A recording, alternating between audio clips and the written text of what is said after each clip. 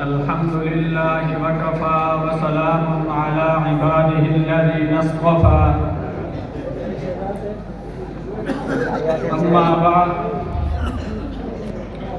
फ़अऊज़ु बिल्लाहि मिनश शैतानिर रजीम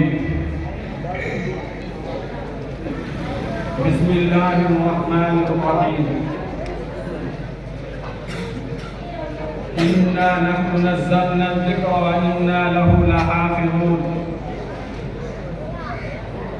वक़ाल अन्नबिय्यु सल्लल्लाहु अलैहि वसल्लम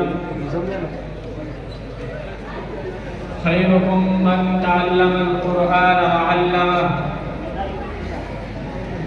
सदक़ल्लाहुल अज़ीम। मेरे वाजिबुल एहतराम मुअज़्ज़ज़ दोस्तों, बुजुर्गों, आज की ये खूबसूरत कॉन्फ्रेंस उन अजीज तलबाए किराम के एजाज़ में मुनअक़िद की गई है जिन्हें अल्लाह ताला ने कुरान मजीद जैसी दौलत से नवाजा है। असातिज़ाए किराम मुबारकबाद के मुस्तहिक़ हैं।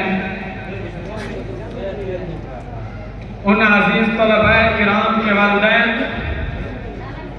अजीज रिश्तेदार और इलाके के तमाम ही लोग मुबारकबाद के मुस्तहिक़ हैं। दूसरा, इस इदारे के आज के प्रोग्राम का मकसद ये है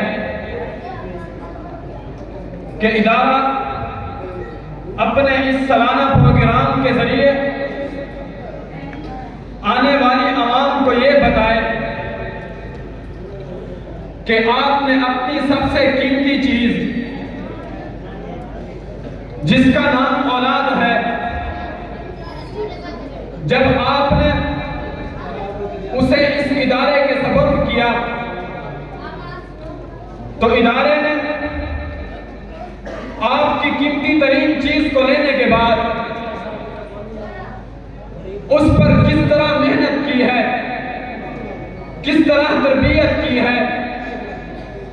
अगर इन दो मकासद को पेश नजर रखने के बाद डम्मरवाला के इस मदरसे से लेकर कराची और कश्मीर तक फैले हुए तमाम मदरसों का जायजा लिया जाए तो पूरी दयानतदारी के साथ ये बात कही जा सकती है कि इन मदारिस अरबिया ने अपनी मदद आपके तहत जितना बेहतर परफॉर्म किया है, जितना बेहतर नतीजे दिए हैं, उसकी मिसाल दुनिया पेश करने से आजिज़ और कासिर है। इन मदारिस अरबिया ने अपनी उस जिम्मेदारी को पूरा किया जो जिम्मेदारी इलाके के लोग उनके कंधों पर डाल चुके थे।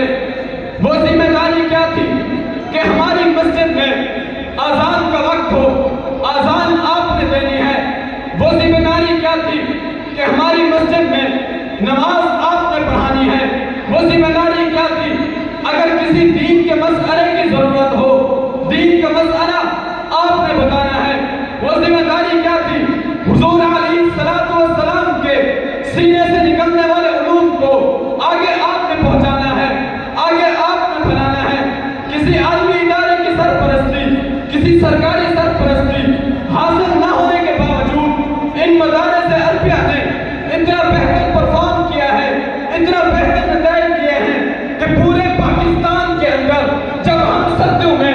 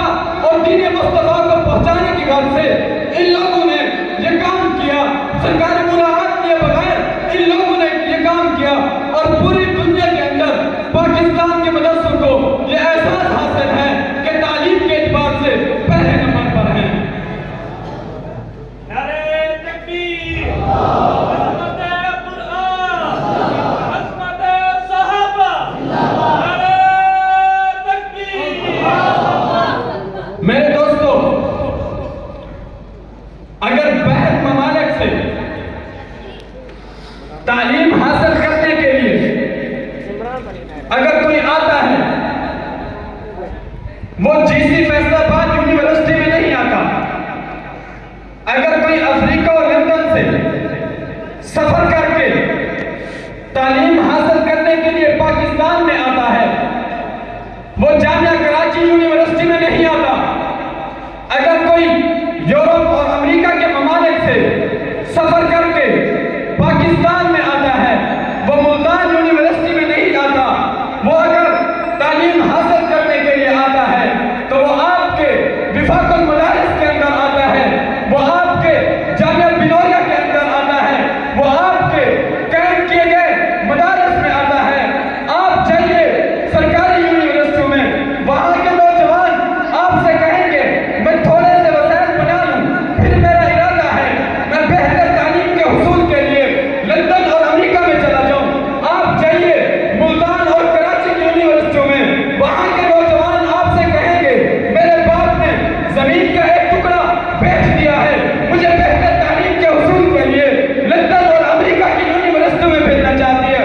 और हम आपको दिखाते हैं कि अगर आप बाहर ममालिक में जाएं तो वहां के मुसलमान आपसे ये कहेंगे हम पाकिस्तान जाना चाहते हैं। और वो क्यों?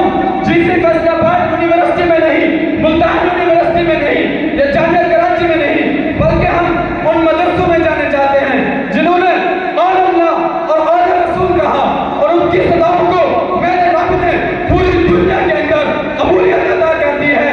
और आज वही मदरस के मुसलमान, वही अमेरिका के मुसलमान पाकिस्तान के मदरसों के एहसानमंद हैं और हम ये समझते हैं वो अमेरिका से ताल्लुक रखने वाले या यूरोप से ताल्लुक रखने वाले जब इन पाकिस्तान के मदरसों से तालीम हासिल करके वापस जाते हैं, उनके पास नेशनलिटी अमेरिका की होती है, नेशनलिटी इंग्लैंड की होती है, नेशनलिटी मगरब के ममालिक की होती है, लेकिन जब वो पाकिस्तान के मदरसों से तालीम हासिल करके वापस जाते हैं वो सभी पाकिस्तान के होते हैं।